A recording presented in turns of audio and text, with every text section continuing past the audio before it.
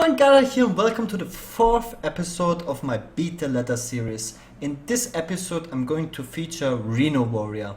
As most of you guys know, I'm playing a lot of Warrior on stream, on ladder in the past months, the past years even, in tournaments, everywhere. And the main deck that I was playing, like I have by far the largest sample size with playing Cartoon Warrior. So I was playtesting a lot of different warriors for this episode, and it really came down to playing Reno Warrior. And I think for me it was the most successful warrior list to play the ladder. And I think one of the reasons is because my opponents have no idea what to expect next. They never play around the Deathwing, they never play around the Soggot, they don't play around the Gaara after seeing the Fool's Bane, and so forth. They don't expect the Reno, they don't expect the MC tag. There's a lot of things they just don't expect. Let me first start with the progress, all the different warrior versions that I've played, which helped me conclude to play this version of warrior. I played Cartoon Warrior. I think it's really bad in the meta. It is too slow, it's too clunky, it loses to mid-range shaman. Mid-range shaman, the most mid-range shaman lists are more and more greedy, and I think they're very powerful against the Cartoon Warrior, but that is not even the only problem. I think the Druid lists also get more greedy. More people play Harrison Jones and Ooze in their deck to beat, to tag, to target Shaman, and this just really affects Warrior in a negative way, and I really believe that you need Gorehowl to succeed as a Warrior player right now. And I was playing Dragon Warrior. I thought statistically it should be the most consistent warrior. I think that the Execute nerf hit the deck very hard, and the Spirit Claws, all the storms from Shaman. Shaman is just very powerful against it, even if you play a very low curve in Dragon Warrior with double Enzo's first mate. You can still miss your curve, right? And if you miss your curve, Shaman will just punish you and kill you. And the same goes for Druid, and that is the really big upside with Druid and Shaman. They have a way higher chance to get their curve, but even if they miss the curve, they have so many comeback mechanics to still win the game. And that is the biggest problem with Dragon Warrior. If you play the tempo-based Dragon Warrior, if you miss your curve, you lose the game against any deck that is played on High Legend right now. So I played Enzo Warrior instead of Cartoon Warrior in tournaments, and it's getting even worse with the Execute nerf. It's just underperforming. It's really bad versus Shaman. Shaman gets so much tempo from the hexes. There's so many hex targets in the deck. I think Cairn is a really bad card right now, and yeah, you just get punished so much.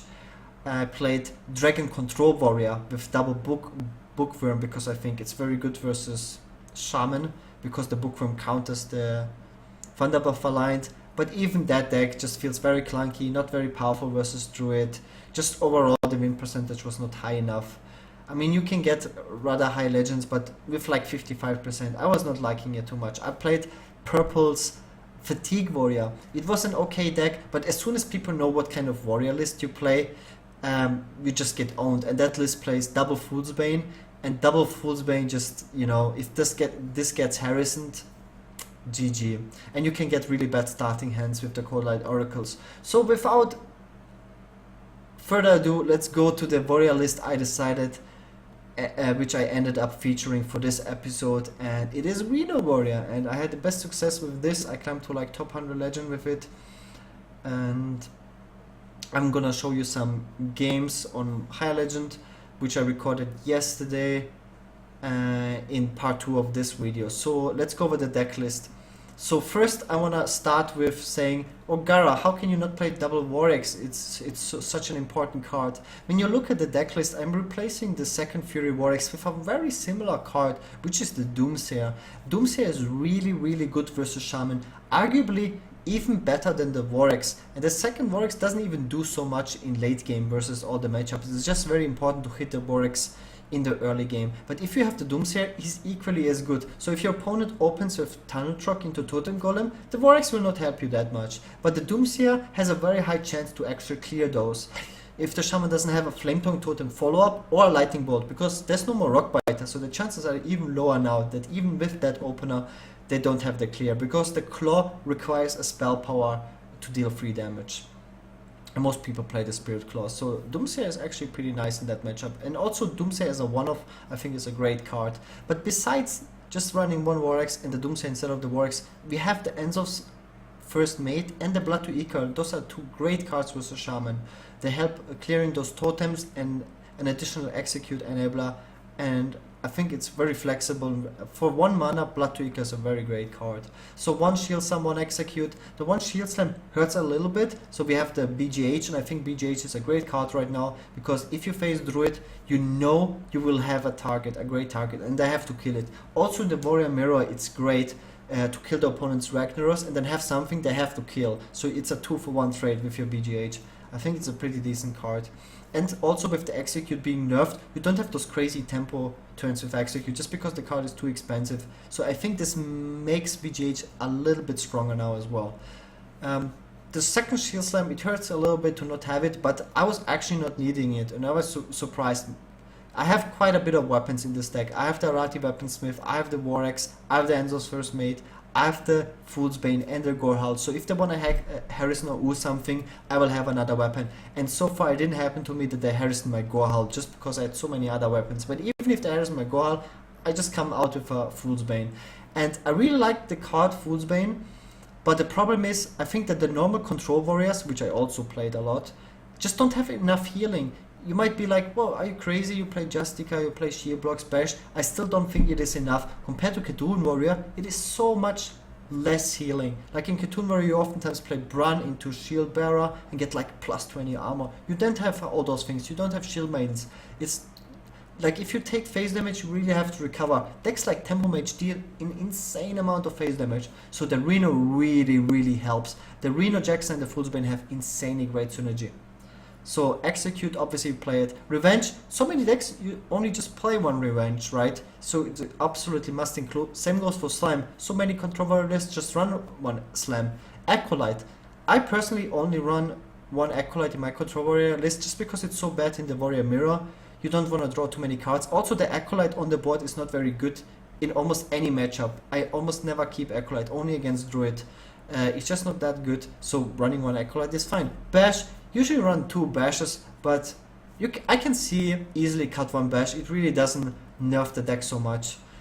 We play a MC Tech instead, and this is so the MVP, because most Shamans play around, and you will hear me talk about Shamans a lot just because most of the people on ladder play Shaman. And the MC Tech, they always play around Brawl, they play like 4 minions, but this always runs into MC Tech. If they play like 2 big minions and 2 totems, the chance that you steal something big is like 50%, which is great, and they will never expect it. Ravaging Ghoul, honestly, this is probably the most overrated card in Control Warrior lists. I'm tracking the card, every single win rate of every individual card in the Warrior lists, and Ravaging Ghoul has a very bad win rate compared to the hype of the card. Like every single list double includes it, like auto includes it, and the win rate of the card really doesn't represent the hype around the card, or how highly rated it is by player to just put it in the deck. So I tracked like 500 games, and it is just not that powerful. So 1 Ravager Ghoul didn't hurt me at all so far. Shield Block, also this is a card I think I can really see cutting this card, because in the end of the day it just draws a card, it cycles, you spend 3 mana and you get 5 heal, which is nice, but you play a freaking Reno instead. Arati Weaponsmith, this card is awesome, especially versus Shaman. It's so annoying to kill those totems, and oftentimes you just don't have the tools to kill those totems. You don't have like minions to work with to kill those totems, because the normal Control Warrior list has like double Slam, double Bash. You don't want to waste those cards to kill totems. And I hope I can show you some games in part 2 where Arati Weaponsmith will do great work to kill those totems. And also the same goes for Enzo's First Mate, so you always have like some form of weapon removal to get rid of those stupid spell power totems. BGH, as I mentioned, almost every deck has a target. A lot of mid-range Shamans run Ragnaros, which you can kill. Fool's Bane, just great. It's like a second Brawl. It doesn't really hurt you. I was never a big fan of running double Brawl. The main reasons to play double Brawl was Shaman and Murloc Paladin.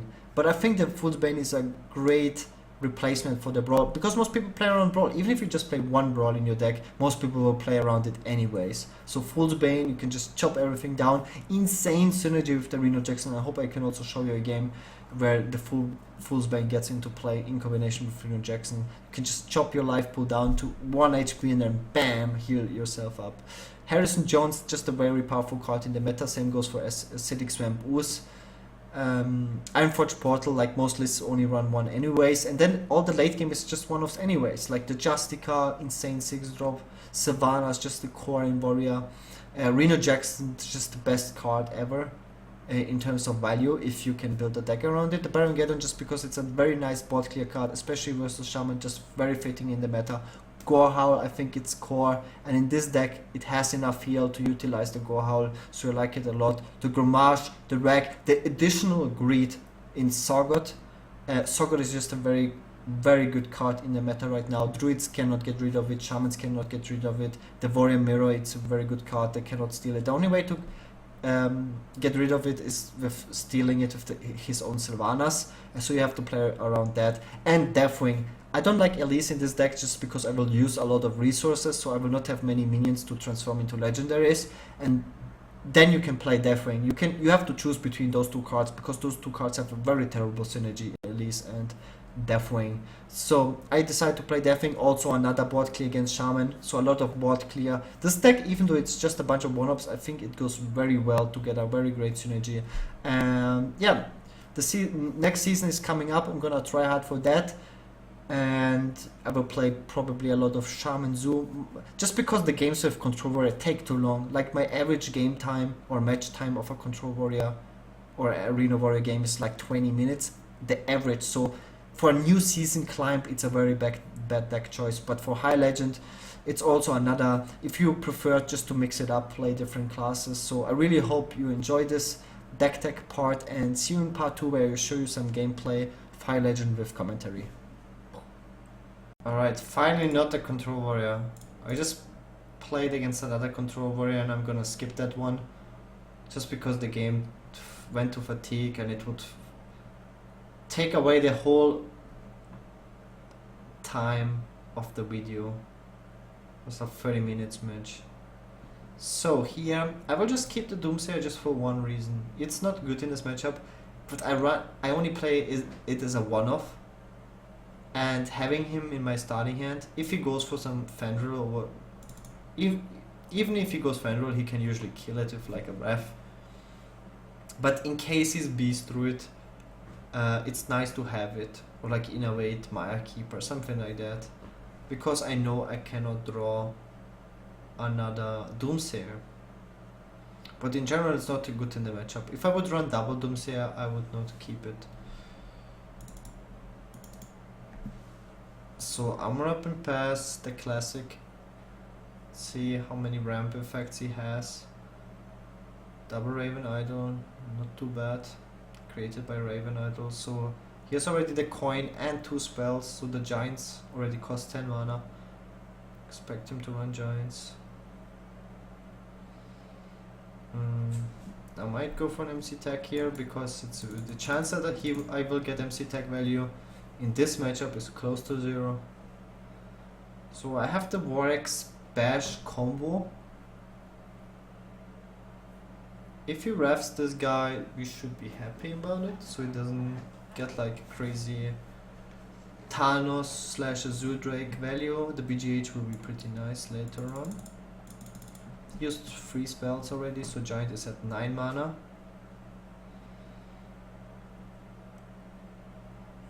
I haven't seen any Wild Growth yet. He might go for Nourish for mana.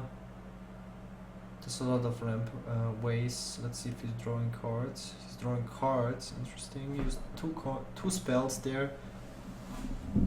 So Giant is at 7 mana. I can go for the Acolyte, which he has to kill, or just be a little bit more mana efficient. Sure. It's actually kind of nice. He maybe wanted to draw. I don't think he planned to draw the Hearthstone here, if he plays it. Most people don't even play it, just because you don't really have the room. 10 cards in hand, another spell. So giant is a 6 mana, innovate, 5 mana, double innovate, 4 mana, so you can play a giant, which would run into a BGH. Oh, Harrison, double innovate Harrison, I mean, isn't that lovely to see? That is actually so bad for me, it's probably game losing bad.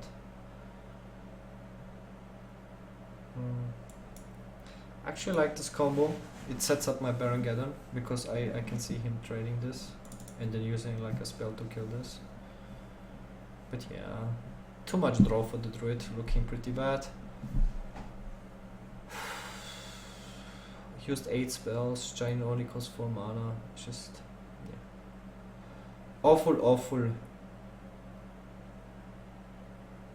So sad, I see this trade. Gaara is not like the craziest card in the matchup, so next turn I can slam it if I want.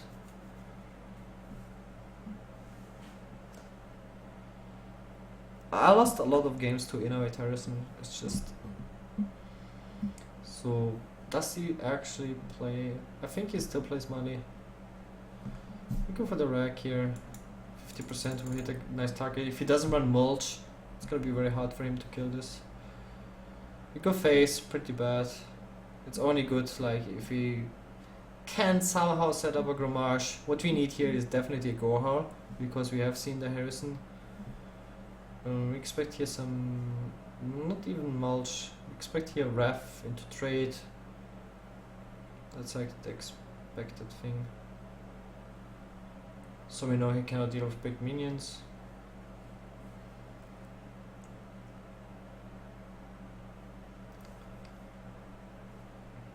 We don't expect a giant. Giant costs 4 mana right now. If he plays the Curator, he definitely plays Malygos. Some people take one Savage Combatant, some people take Owl. He was drawing another beast, I think. It's looking really bad, to be honest. Like, even with the BGH for Big Threat, I don't know. Is he actually face tanking? There's no way. So, what is this? He is actually face tanking, so it's just straight up win with a Gromage draw. What a manly man.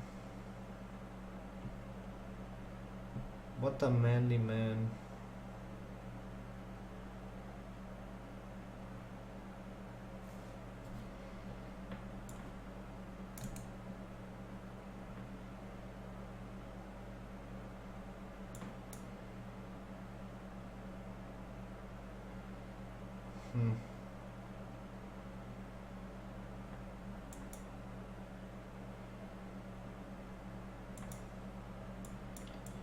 I was thinking to sheep block first. So now I need my Blood to Ichor. That would be a very random way to win the game. I have Taskmaster. Taskmaster would even be better.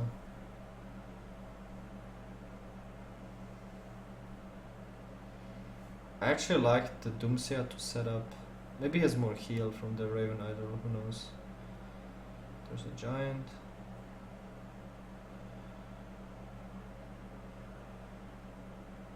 So come on, Taskmaster, that would be such a hilarious finish. Completely out of nowhere. Damn. So if I had the slam, I would actually win the game right here. But too bad I do not have the slam. The BGH is so tempting.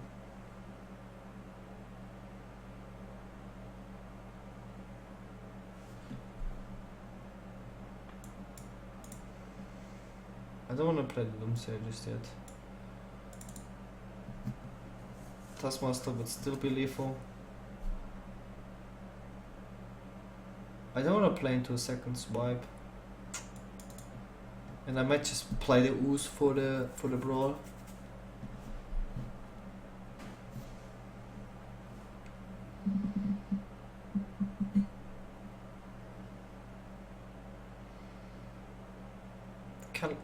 Can't believe he just took the rack like a champ.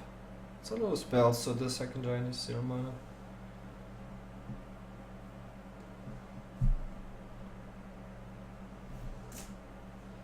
Damn, he's drawing them cards. He hasn't used. He used one living roots. It's a big deal. So this is why we kept the brawl. Oh. Oh baby. Oh baby, baby. We can argue if that was a misplay. Oh, that is so old school. I really like to show you guys that one. Taskmaster Gromage. Like, this is as old school as it gets. We can argue if the slam was a misplay. Like, what are the odds that I draw Blood to Ichor? What are the odds that I draw Gromage there? I mean, it was awesome, but I had like another Blood to Ichor Taskmaster as enabler for my Gromage in case I draw him. I could have shield blocked first. If I draw the Gromage, I go for the slam. It's not really a misplay, but it's like... It's ugly. Let's not get over it. We won, awesome game, and see you guys in the next game. Right, our favorite opponent. That's such an interesting hand. I would love to keep the Gohal. I think it's very important in this matchup. But I don't think, even with the coin, even with the starting hand, I don't really think we can afford it. There's also other great cards we can draw instead. So we're definitely not coining out the Doomsayer, because it's very rare that they can even kill the Doomsayer, even with the 1-drop. And Squire is actually the weakest 1-drop. So very good chance that we just kill. But Doomsayer is great against Shaman, that's for sure.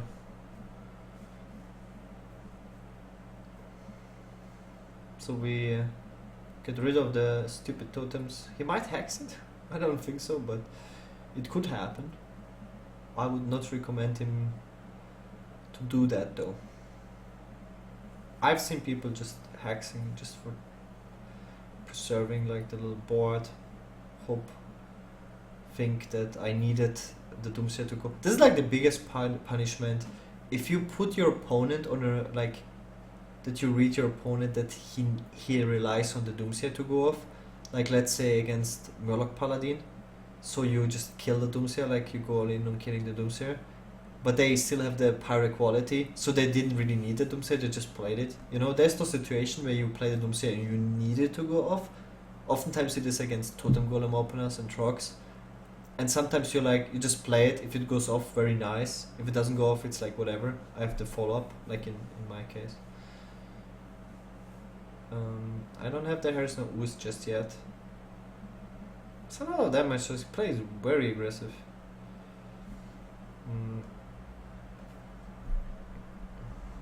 I'm going for it so I can preserve the coin. I have Soggot in hand. This is nice if he rolls the 1-1 totem. That's like RNG. He has the spell power, it's good for him. But we are thinning out the deck. Nice, no taunt totem. So we can kill the... So we get already very good value from the Arati Weaponsmith. It's also nice to demonstrate you guys the strength of this card in this matchup. Like I took out with... This is like 1/3 of the card. The 1 charge of the Battle Axe. So he uses 1/3 of his charges to kill it, but he also invests like a Talnos. It's definitely good value from the Arati Weaponsmith. Interesting. Don't really wanna brawl this, but as you can see, he's out of cards. I think it's okay because I have the Gaddon. I think I will just get a huge lead on cards. That's a pretty bad one to survive actually for me.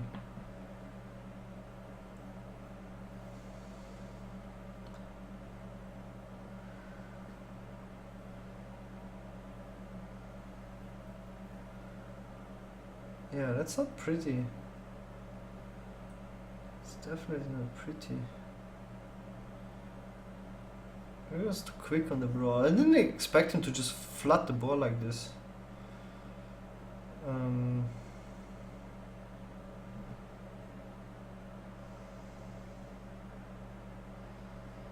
and the Geddon really is not appealing.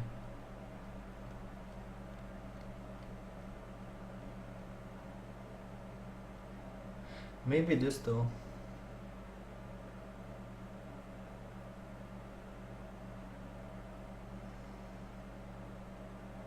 The annoying part is definitely this jabroni here. Have to kill it.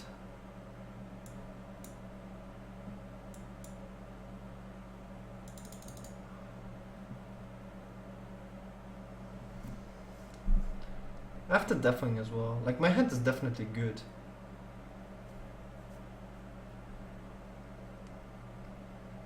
Okay, great. No Taunt Totem. Alright. I killed this just because he can buff it by so much.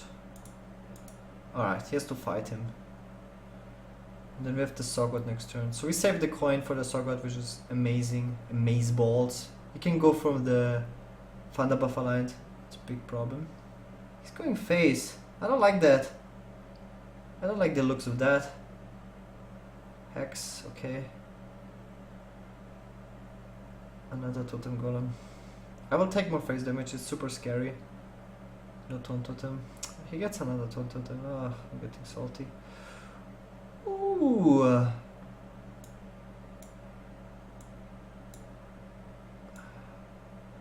Just have to. It's like those goddamn Taunt Totems. It's so annoying. Because he can go Thunder Buff aligned and buff the totem, so it definitely has some value. This is... I don't think I can die. No, you cannot hex this one. Sorry, bro. Oh, Fire Elemental, damn it. So this is gonna be a huge trade. I hope I get Taskmaster. Oh, Spare Power. I hope I get Taskmaster. Oh, damn it. The combo is so good. I think I will do it next turn. So...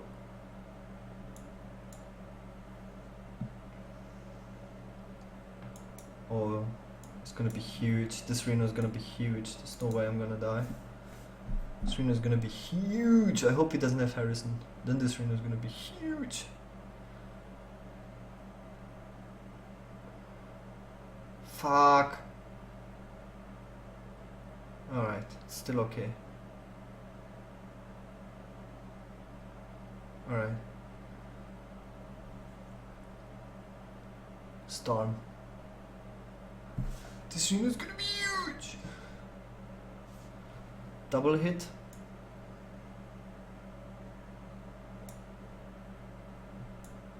Hit. Hit the Spare Power. Huge! The hugest Reno the world has ever seen. I have the Ooze for another weapon. He trades, doesn't get Heal Totem. I have the Ghoul. He used the Hex already, I have Sylvanas. For another... If he goes face now, I don't know. I'm not liking it. For sure. Oh, very good Golem. Ooh!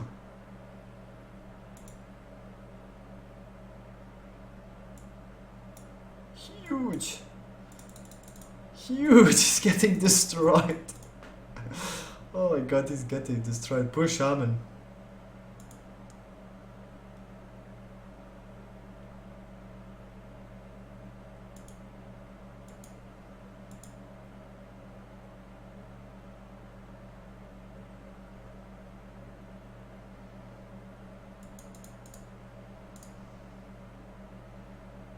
And that is the GG weapon. I just want to get rid of the totems for the second Thunder Buff aligned. Yeah, there's no way. If he doesn't draw Harrison, there's no way he wins this one. I just need something on the board that kills his totems for free. That's pretty good. Oh. I hope I top deck Harrison just to rub it in. No lucky. Got the Ooze here. I should be killing the Spell Power, but I would be stealing it if he goes for like... It's not nice. Spell Power is definitely never something you wanna If he hacks us, I have the deafening, which is like guarantees my win. So this is 100% my win. Very awesome. Relatively high legend shaman. It's a great game. I'm beating most shamans, so yeah. Great game. I drew, yeah, Doomsayer, very nice. If you draw, but as you can see in the list, I have a lot of. It's just different early game, but I still have a lot of early game. I don't have the second Vorax, but I have Doomsayer instead.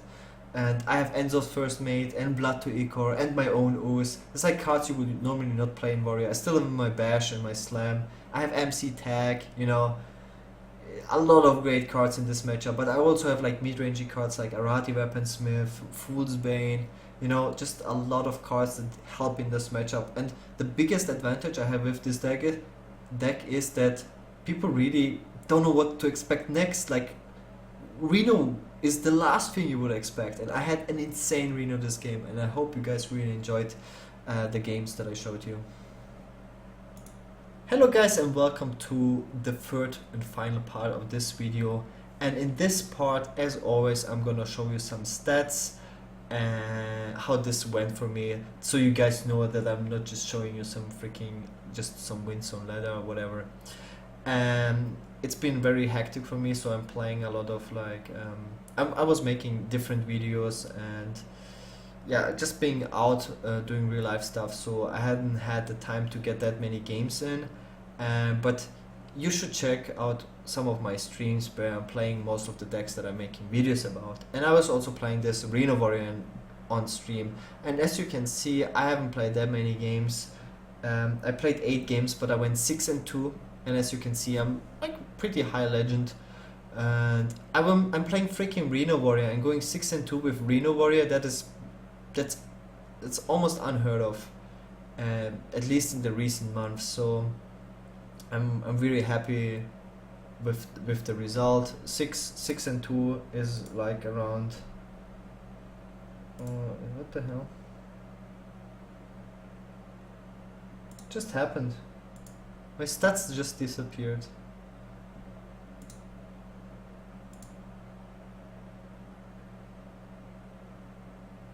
Yeah, the thing is that these stats are different because I played Dragon Warrior, a lot of Dragon Warrior. So just the 8 games I played from today were the Reno Warrior, and it's very unfortunate. Oh, it's just midnight. It just turned midnight. Oh, that's kind of unfortunate. It's exactly midnight, so the stats resetted. Yeah, as you can see, it was 6-2. You can go back, and yeah, very successful. I was beating shamans mainly. I was beating one control warrior. I lost to a control dragon warrior. He played Bran into double Nether Spite Historian and got like 4 dragons, so I lost that game. I beat mostly shamans. It's just the most popular deck that I face. Druids. That's pretty much it, and I really hope you guys enjoyed this video, and see you guys in the next part. And I hope you're gonna have a beautiful day or night or wherever you are right now, and see you guys. Peace.